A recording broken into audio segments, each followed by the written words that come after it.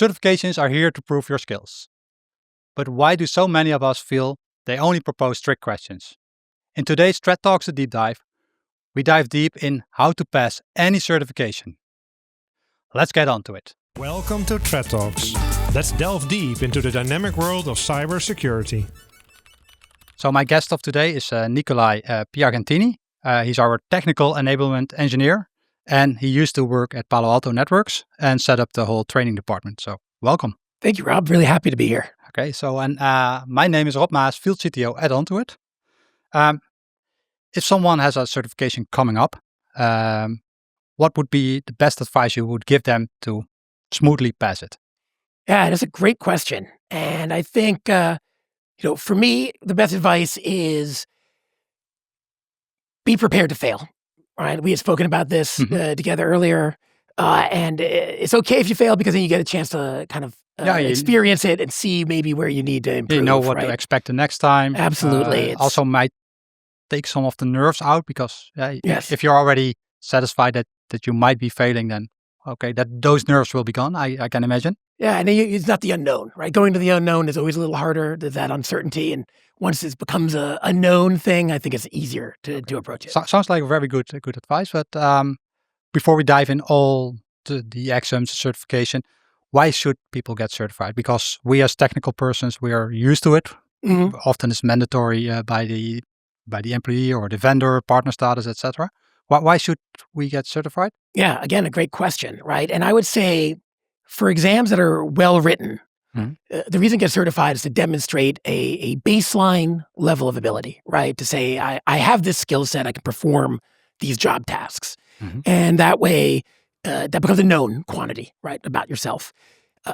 If they're not good tests, right, I don't know what the advantage of getting certified is. We'll come to that, but yeah. Okay, and then I can show as mostly an engineer in this case, what my skills are, and that I can show off, hey, this is my certification, I can do that.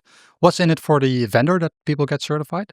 So the vendor is able to then feel comfortable that they're getting a consistent result with their, people working with their tools out in the wild, right? So if they have built a good exam, right, a good certification process, then they can be certain that when you deploy their tools, right, or configure their tools, you won't be creating problems that will then generate calls to support, right? So it's definitely in the vendor's best interest to have certified, educated, well-performing individuals out there.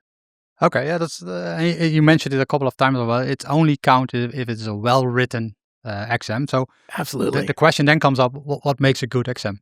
Yeah, so I would say, and in my opinion, and I have worked on building exams and writing exams. I've taken so many exams that a good exam is one that clearly knows what it's testing for, right? Where we understand what is it that I'm actually testing people on. And often when we see questions that are too long, right? Or where the difference between different answers might be one word, right? You're no longer testing someone's ability to configure a firewall. You're testing their reading comprehension. Yeah. And that's great if it's a reading comprehension test, but if it's to configure firewalls, that's not useful. You're not helping by doing that. Okay, so what would make up then some good questions? So good questions prove that you understand fundamentals. You understand maybe best practices for how to deploy something. You understand the technology. And I think this can fall into a couple categories, and there can be kind of theoretical parts to it. If I'm going to support IPsec VPNs, I could test you on what are the various, mechanisms when you create a phase 1 negotiation or a phase 2 negotiation. What's the difference between main mode or aggressive mode, right? Those are conceptual things, right? That applies to IPsec anywhere you find it. And I think those are valid questions, right? Because if you understand the protocol, you can configure it with any interface. Then the other kind of good question is, do you understand how my particular product works and how to configure it? Like, where would I configure VPNs? Maybe how do I define tunnel interfaces, if we're looking at Palo Alto? That becomes useful as well. Okay, but if my question if I can interact with that, because I always think that questions about where do I find this in the UI are terrible, because next day the UI can change. Or if I need to configure, for example, the VPN, I can quickly look it up in the documentation. So why should I remember exactly where I should find it? Right. I would agree, right? Things that are like, what is the exact syntax of what you type are not great questions. No, we have tab completion you for have that. tab completion. Why wouldn't you use it, right? You can look at the interface and you'll recognize the field you need, right? I don't have to, tell you which tab it's in. Okay. And again, because that becomes very, very tightly linked to a version as well, right? So, I might learn it, but then it becomes, no longer valuable in the next release. And so with a good question in this sense, you mean more, how do I configure it in this product, and not exactly where do I configure it? Is it done as a virtual interface, or is it done as part of the routing? Is it done as part of policy, right? Understanding that, which is really good that you made that differentiation there. Yeah. What do you think are some of the bad test questions that you've encountered? Because you take a lot of exams. There are a lot of bad questions, but I think what I dislike the most is UI things, and especially if it's about dashboarding, because of course you want to show your product, but as an engineer, there's no need to know what's displayed on what dashboard. I click through them and I say, okay, here's what the manager in general wants to see. And also tab commands, because you have tab completion, you have documentation. So I don't think there's any need to memorize them by head, and especially not if it is about debug commands or things that you use very rarely. Right. And that you'll inevitably have a knowledge base article in front of you while you're doing it. So right? I think that's what I dislike the most. Yeah. And I would imagine you're not a native English speaker. The advantage of being a native English speaker, and most of these are written that way, that's got to add its own complexities for you, right? As it becomes more command of another language. Yeah, so I have to say we get extra time with most certifications at least. And if the questions are well written, it's okay. But a few months ago, I did a certification where the questions were really long. And then sometimes with words, I thought, okay, I never heard it. I can reading the sentence, I have a kind of an idea where they are pointing to. You can use context clues. But exactly. That's not what we should be testing. Exactly, but that makes the exam so much more difficult. Well, it was just an entry-level certification. Yeah, and I don't think exams need to be difficult. Like this concept that an exam has to be hard to have value, I don't think that's real, right? If we're not talking about brain surgery here, we're talking about configuring a firewall, it should not be super difficult. If you've taken the class, if you've worked with it, you have experience in it. If you understand the methodology, you should be able to pass it, right? Okay, it becomes artificially complex. To make an exam hard to pass, that's about an actual job task that people do. If you're going to make it hard, you're going to have to make it obscure or trick questions. It's the only way to make it that difficult. But we already concluded more or less that there's something in it for you as for your career, and there's something in it for the vendor. So why make it hard? Would you want to do that? You would want it to be clearly defining what it does and realistic.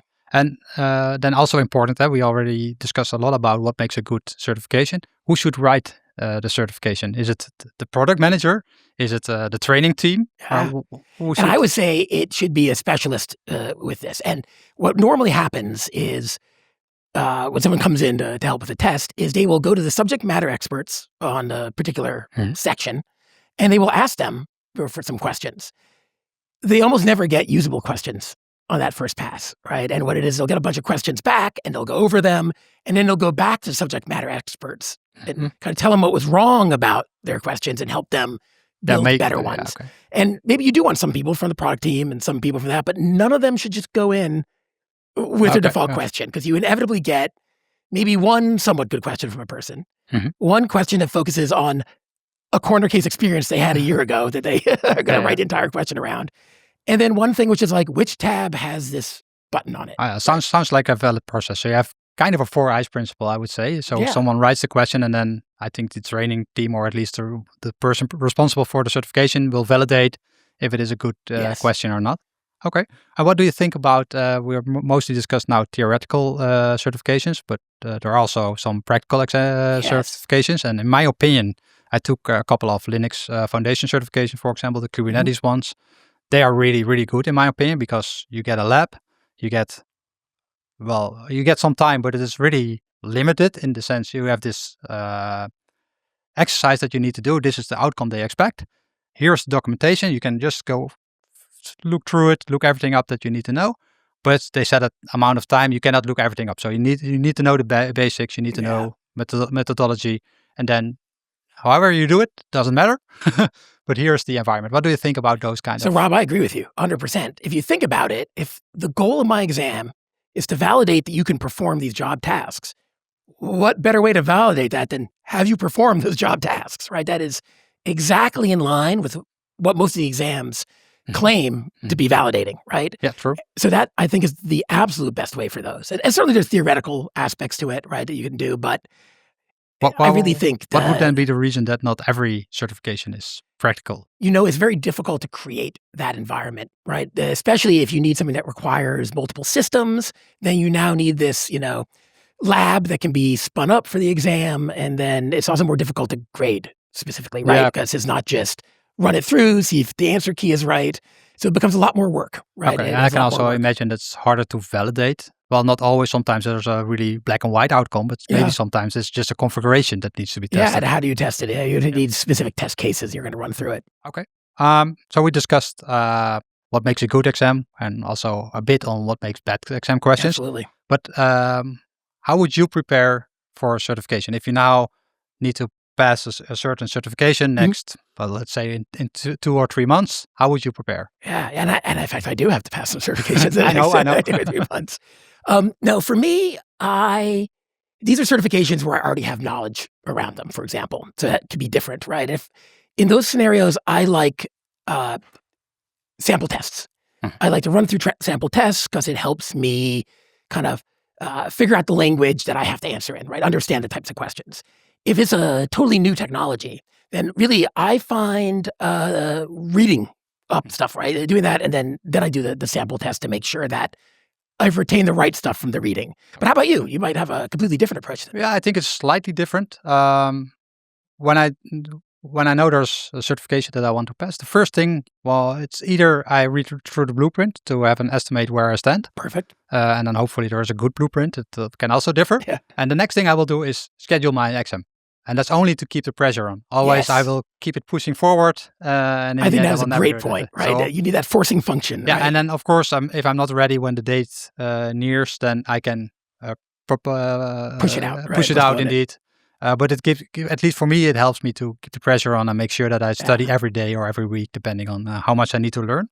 And then depending a bit on the certification, if it is something really new, I like to set up a lab. Because then I encounter all the problems, really learn how the concepts work, how the really product internalize works. that, right? Because you've gone through it, you have that memory. Yeah, and then I really like to read things. For example, I dislike videos, and nowadays you have a lot of videos or click through, more interactional, kind of presentations. Yep. It doesn't work for me. Just give me the text. It's because I'm old and I like the kids all do videos. Yeah, maybe I'm feeling old now as well. So that's my way to prepare. And then in the end, I like the test questions as well. But I also like them already for each section. So if I have a chapter that I need to learn, it is nice if you have some practice questions at the end. Yeah. Okay, I really understand it now. I can move on to the next one. So I would agree with all that. Those are solid ways to approach it. Okay. And then maybe the tricky one everyone is now watching or curious about is exam dumps or certification dumps. What do you think about them? Because they pose some exam questions. Absolutely. Yeah. I think if you have a badly written exam, that is the only way to study and prep for it. Okay. So if the exam is not made up of well-designed questions, if they don't really test your knowledge, but test your, understanding of unusual corner cases, then the only way to learn that is by reading test dumps, right? But I think if it's a well-written exam, you get a diminishing return from that, right? That's maybe not the best way to study for it, right? Doing the labs, setting it up, physically going through it, then that becomes the best way. But if you are dealing with test questions that are written poorly, memorizing examples of them are really the only way to do it. So I was just reminded by a colleague that Einstein once said, you should never memorize things that you can easily look up. And I think that's really true, especially if it comes to certifications. Absolutely, right? And these certifications are not permanent objects, right? They're ephemeral. They last for that version, and then you need to recertify. So the idea of going through extensive memorization for something that's Like we're talking about, it's not like history of Rome, right? It's it's something that will become unuseful shortly. So and maybe it's the same for you. We both work a lot with Palo Alto Network products. I need to recertify every 2 years, at least in general. And since I know the concepts, it's for most certifications quite easy to go for the new certification. And after it should 2 be, years. right? Because what they are testing is knowledge that you have. I can remember long ago I used to do Microsoft training because I was young and needed the money. But I had taught SQL 6.5, and then I had to get certified on SQL 7.0. And I took the test without ever having loaded that version. And I passed, but I should have, because I understood how to deploy and manage SQL Server. And just because they changed some of the UI and one or two features, like I still had the skills. So that was an accurate test, I felt. That was a good test then. Yeah. And it should be that way. If you know it, you should be able to pass it, right? You should not be, if it's a good test and you know what you're doing, you shouldn't be scared about failing it, right? People get scared about failing. So it comes back every time, having good certifications and bad certifications. Is there a way, do vendors monitor this? Because if vendors want people to pass, I would assume that they will monitor if the certification is well written. Yeah, and some do and some don't. And it can also change for a vendor. They might be certain stages, right, when they're doing it. I remember in the early days of Palo Alto, we really went over the questions over and over again. And we brought in people who hated to do it from all over the company. And we'd make them write questions. And then as we got larger, right, maybe that stopped happening because they had their own team to write it. But then that became kind of an echo chamber. So we saw quality go up and down, right? I wish that they would all verify it, right, and find out if there's questions that everybody gets wrong. It's probably a bad question. Yeah. Makes sense. Yeah, not a bad test taker. It's a bad question. Okay. So we discussed how we both would prepare for a certification. Now let's say it's exam day. What would be some tactics that you would use to pass your certification? Yeah, and some of these are going to be personal, right? Yeah, of course. And for personality-wise. Like for me, I cannot study the day of, right? It throws me off. I have to have my studying done. I have to come in there kind of calmly is the way I approach it. I also know that when I go and answer a question, unless I am really uncertain, I never go back because I can talk myself out of any answer I gave, right? Yeah, sounds familiar. I've learned that I have to go with my gut instinct on those. But as for me, other people I know try every question and they go back over every question, right? And if your mind works that way and you're able to do that, do it that way. Like you're allowed to go back. And if that's helpful to you, it's not for me. Okay. But I know that a lot of people it is. Get good rest, eat some good food before you go in, right? What are some of the things you do? Yeah, so compared to you, I will study the morning before the certification, only briefly. And I do this mainly for certification where I expect to get, for example, the UI questions. Quickly go over the UI, where is it located? And then you prepare yourself for bad questions. Exactly. And then the thing is, after the certifications, 1 or 2 days, I completely forgot about those questions at least. Which is why those are bad questions. So, right? But that's how I normally start. So that's fresh in my mind. I don't do deep methodology. The concepts, that's not necessary. Only the UI, maybe some comments, CLI comments, if I think, okay, maybe they ask about this. And then I go for the certification. I do the same, more or less. I will go over every question just once. And if I'm unsure, I will brief it for review, but only the question I'm really in doubt. Yep. And in the end, because some of the questions might give some hints for the other ones. Oh, that's a good point. Yes. So in the end, I will go over the flagged ones, not the ones that I'm already answered, because I have the same as you. I can talk myself out of it. Yeah. And I go over those, and then hopefully I've learned something in the other questions that I can answer it. Yeah. And that's a really good point, because sometimes other questions reveal answers from prior questions. Exactly. Yeah. And that's so important to be able to remember. And then and I only do this once. So if I go the flagged once, and then either I know the answer or I say, okay, this is the best answer. Yeah. And of course, there's always, you can quite sometimes strike out some of the bad questions. So you only are left with 50%, and then it's at least a 50% guess. And that becomes a key thing, right? At the very least, even if you don't know for sure the answer, you could remove bad answers. And, some things that I found when we were writing questions and the feedback that we got, if there's a question, four things, and one of the options is 3 sentences of description, and the other 3 options are like 2 words each, is always the long one. Always the long one. That's a good one. Right? Yeah. It's never the answer that makes the company look bad. yeah, exactly. Also, I was about to say it's always the answer that's the most favorable of the vendor or the product. Absolutely. And when you see things that are like all of the above or none of the above, those are really bad from a question perspective. That's bad for testing knowledge because it's very easy to guess, right? And what you have to do then is you just need to like isolate one option that's and then not, and then you're fine. So that's also a good tip. Yeah, for those badly written questions. Okay. I think we discussed already a lot of tactics and also how certifications are written. So I think it's time for a little wrap up. We discussed a lot. But I think most importantly, and that's also what I learned, is certification itself are not evil. The vendor really wants you to pass, in general at least. Absolutely. And it should be passable, right? You should be able to do it. It's not, you're not becoming a lawyer or a doctor, right? It's a really specific job task. Yeah, and it should really be focused on concepts. Yep. If you grasp the concepts, you should be able to pass the certification. Absolutely. I think that's also a very good thing that we learned, and that tactics really help you. It can really help you to narrow down the valid answers. Absolutely. And then indeed, it is personal choice if you go over each question a couple of times or if you go once. I normally do once, but... Yeah, some people like to really... And I think the most important one is you gave it away already at the beginning. And it's also one thing that I would give to you listeners. Don't be afraid to fail. Yes. You will always learn what to expect next time. What do you prepare the next time? And it also maybe remove some of the nerves you might have before you enter the... the nerves is such a major part of it, right? Yeah. You know exactly what you should do, but you're too nervous to be able to put it in. I think a lot of people push it out or never do certification because of the nerves that it brings it with. Okay. So with that, I would like to thank you, Nicholai. Absolutely. Great insights. And for your listeners, I hope you learned something. I hope you will pass your next certification with flying colors. And I hope to see you next time.